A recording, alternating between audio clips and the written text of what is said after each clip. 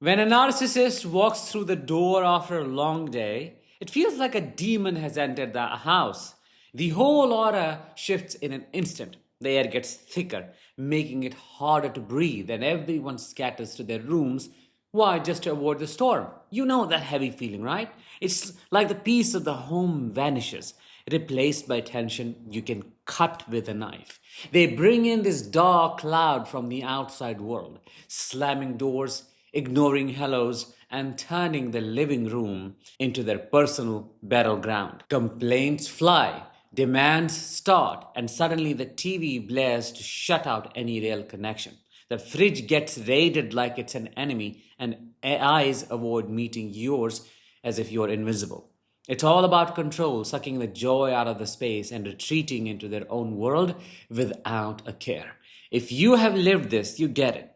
These subtle habits reveal the true monster behind the mask, and today we are diving deep into them to help you spot the signs and break free. I'm Danish, a narcissistic abuse recovery professional.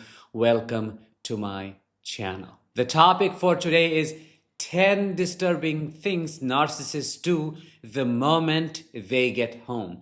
These are sneaky behaviors that turn a safe space into a nightmare, so stick around because recognizing them could change your life.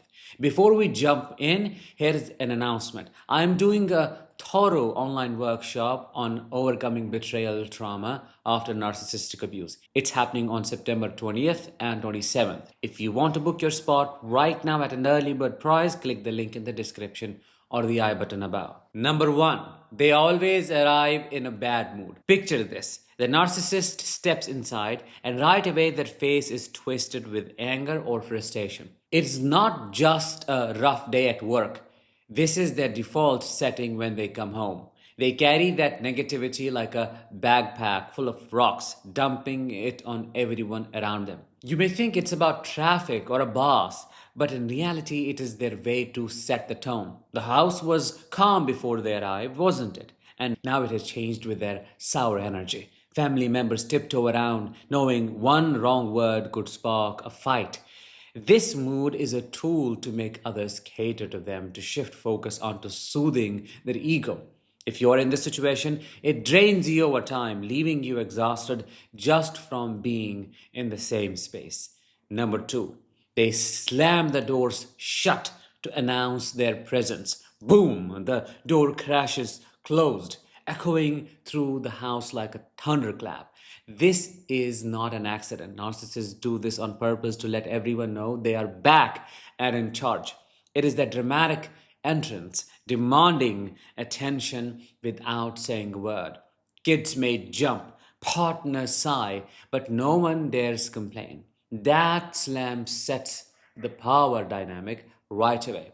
It's like marking their territory, reminding you that the home revolves around them now. Over time, this habit creates extreme fear. You start associating that sound with incoming trouble, and it keeps the household on edge. I'm telling you the story of my childhood. Number three, they ignore greetings and head straight to their favorite spot. You say hello with a smile, maybe ask how their day was, but they walk right past you like you do not exist, straight to the couch or chair that they claim as their own, as their throne. This cold shoulder is not tiredness, it's a power play. By ignoring you, they make you feel small and unimportant. The home should be a place of warmth, but they turn it into a stage where only they matter. Family feels invisible, chasing after scrapes of attention. This behavior reinforces their superiority complex. You're left wondering what you did wrong. But it's all about them keeping the upper hand from the second they enter. Number four, they complain about the outside world right away. As soon as they're in, the whining starts. The traffic was awful, people at work are idiots, everything out there is against them. It is a non-stop rant that fills the air. This is not venting, you may think. Narcissists use complaints to paint themselves as victims and they pull sympathy and focus their way.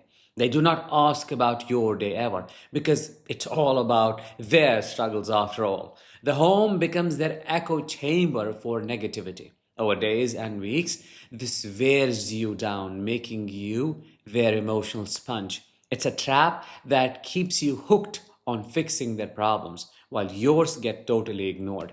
Number 5, they demand attention from anyone at home. The moment they are settled, they call out for you or the kids. Where's my drink? What happened while I was gone? It's like a king summoning subjects. This demand is not about connection.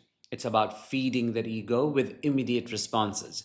If you do not jump fast enough, they get irritated, turning it into a guilt trip. The family learns to drop everything to please them. This habit steals your peace, and that makes home feel like a job where you are always on the call. It is beyond exhausting and chips away at your independence. Number 6, they criticize the cleanliness or order of the house. Eyes scan the room and out come the jabs. Why is this messy?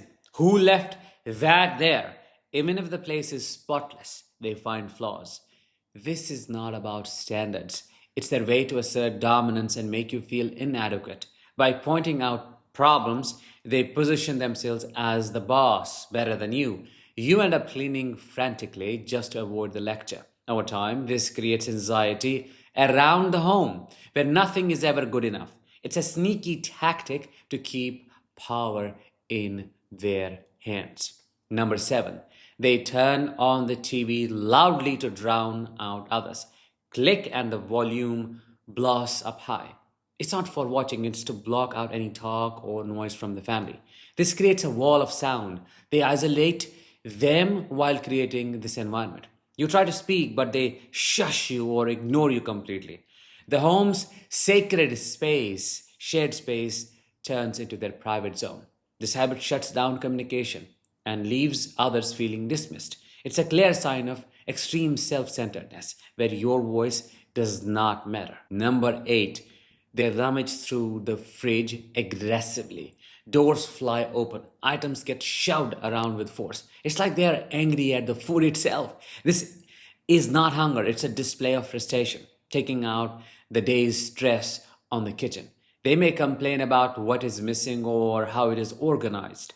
Family watches, knowing better than to interrupt. This aggressive search sets a tense vibe, making meals feel like battlegrounds. It's another layer of trauma, showing their entitlement to whatever they want whenever. Number 9, they avoid eye contact with family members. They look away, stare at their phone, or focus on anything but you. This deliberate avoidance makes you feel like a ghost in your own home. It is not shyness. Narcissists use it to withhold connection. They keep you at an arm's length this way. You crave that glance, but it never comes your way, and it leaves you isolated. This silent treatment from the start reinforces their power. Over time, it erodes trust and intimacy, and that turns your house into an extremely lonely place. Number 10, they retreat to a private space without a word. After the entrance drama, they vanish into a room or office or close the door behind them. No explanation or no goodbye. This sudden withdrawal leaves everyone hanging, and you wonder, what's next? They don't do any of this because they need to recharge or they are overstimulated. No, they intentionally abandon you. The family is left to handle the fallout of their mood. This habit highlights their grandiosity and their lack of empathy, and they prioritize their needs over any family bond. It is the final nail in creating a divided home. There you have it. See, these 10 things may seem small, but they add up to a toxic pattern. If this hits home, no, you're not alone. And let me know in the comments which one of these behaviors have you seen? How have you survived them? Also, make sure to sign yourself up for the upcoming workshop if you want to heal from what I call a betrayal wound. Link is in the description. I will talk to you in the next one. Until then, as always, let the healing begin and continue.